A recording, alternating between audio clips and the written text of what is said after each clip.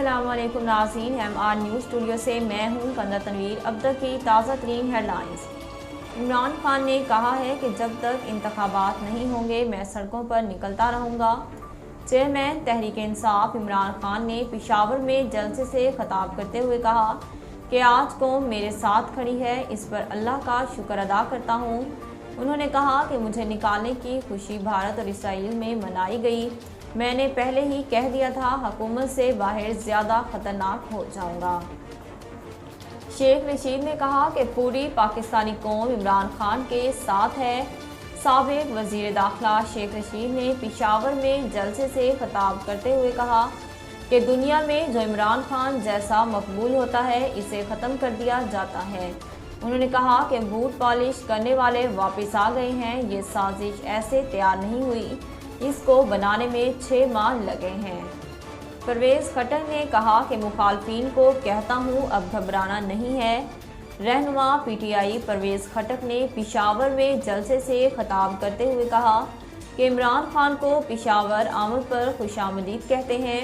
मुखालफिन को कहता हूँ तुमने इमरान खान से टक्कर ली है। उन्होंने कहा कि नवाज शरीफ को निकाला गया तो वो कहता था मुझे क्यों निकाला गया, जबकि इमरान खान कहता है मैं बताता हूँ मुझे क्यों निकाला।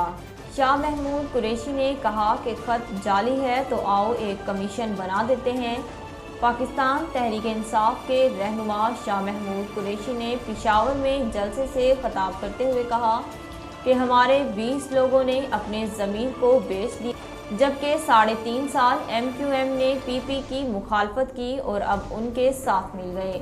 शाह महमूद कुरैशी का कहना था कि ये कहते हैं मुरासला जाली है तो आओ एक कमीशन बना देते हैं।